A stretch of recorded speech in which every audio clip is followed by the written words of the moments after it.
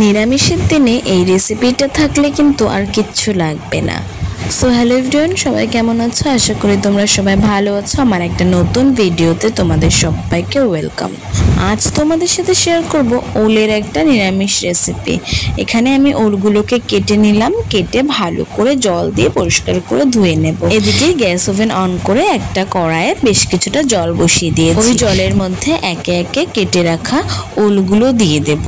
দিয়ে ওর মধ্যে হাফ চামচ মতন লবণ আর হাফ চামচ মতন হলুদ দিয়ে ভালো করে ওলটা সেদ্ধ হওয়া পর্যন্ত অপেক্ষা করব। লবণ আর হলুদটা হালকা করে একটু নাড়াচাড়া করে মিশিয়ে দিলাম। এবার এটা ঢেকে রেখে দেব ওই 2 থেকে 3 মিনিটের জন্য। 2 থেকে 3 মিনিট পর দেখবে ওলগুলো কিন্তু বেশ ভালো করে সিদ্ধ হয়ে এসেছে। 2 থেকে 3 মিনিট কিন্তু গ্যাসের ফ্লেমটা একদম হাইতে রেখেছি। এই যে দেখছো একটা লাল রং, ওটা কিন্তু কোনো ভয় পাওয়ার কারণ নেই, হলুদ দিয়েছিলাম তাই এরকম একটা লাল রং এসেছে। এবার সেদ্ধ ওলগুলোকে একটা ঝুড়ির মধ্যে ঢেলে ঠান্ডা জল দিয়ে ভালো করে ধুয়ে নেব। এদিকে গ্যাস ওভেন অন করে একটা কড়াই বসিয়ে দিয়েছি। এই যে ওলগুলো আমি ধুয়ে আবার জল ঝরাতে রেখে দিলাম। এদিকে কড়াইটা বেশ ভালো করে গরম হয়ে গিয়েছে, ওর মধ্যে বেশ কিছুটা সরষের তেল দিয়ে দেব। তেলটা ভালো করে গরম হওয়া পর্যন্ত অপেক্ষা করব।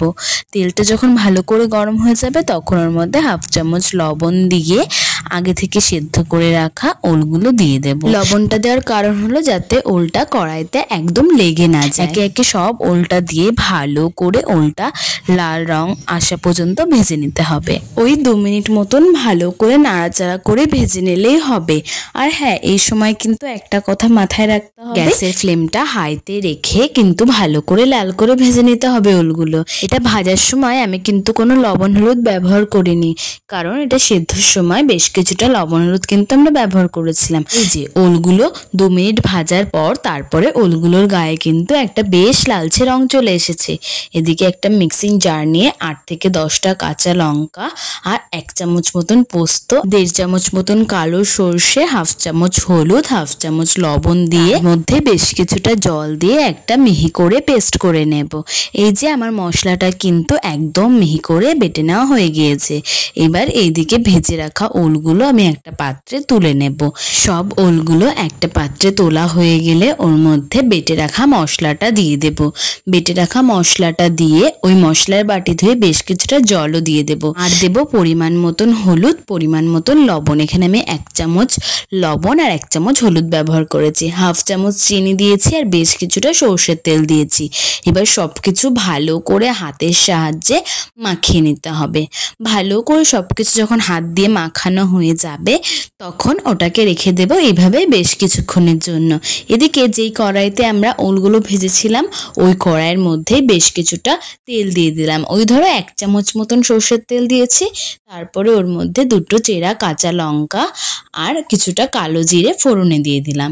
ফোড়নটা ভালো করে ভেজে তারপরে ওর মধ্যে দিয়ে দেব হাতে মেখে রাখা ওলটা দিয়ে ওই বাটি ধুয়ে অল্প একটু জল দিয়ে দিয়েছিলাম। এবার বেশ ভালো করে কিছুক্ষণ নাড়াচাড়া করে নেব।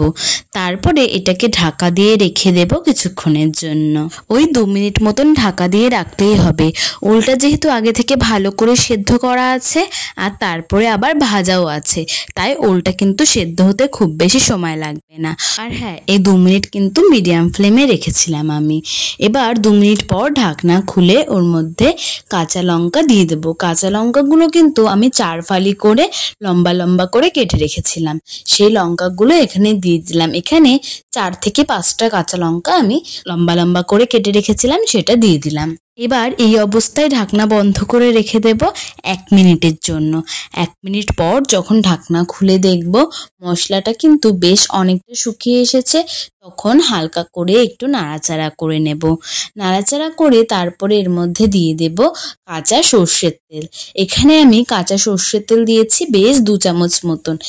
দিয়ে ভালো করে একটু নাড়াচাড়া করে আবারও কিছুক্ষণ ঢাকনা বন্ধ করে গ্যাসের ওভেন অফ করে ঢাকনা খুলে নামিয়ে নিলেই রেডি আমাদের আজকের রেসিপি সর্ষে পোস্ত ওল। জানি না তোমরা এই রেসিপিটা আগে কখনো খেয়েছো কিনা, কিন্তু এটা একবার এইভাবে বানিয়ে দেখো। আশা করছি নিরামিষের দিন একদম জমে যাবে। কারা কারা এই রেসিপিটা ট্রাই করেছো সেটা কিন্তু আমাকে অবশ্যই কমেন্টে জানিও। আজকের ভিডিওটা এই পর্যন্তই। ভিডিওটা তোমাদের কেমন লাগলো অবশ্যই কমেন্টে জানিও। ভিডিওটা ভালো লাগলে লাইক কমেন্ট শেয়ার করো আর এরকম নতুন নতুন রেসিপি দেখতে আমার চ্যানেলটাকে সাবস্ক্রাইব করে রেখো। ফেসবুক থেকে দেখলে প্রোফাইলটাকে ফলো করে রেখো। সবাই ভালো থেকো, সুস্থ থেকো। কাল আবার কোনো নতুন ভিডিওতে তোমাদের সাথে দেখা হবে। Tata bye.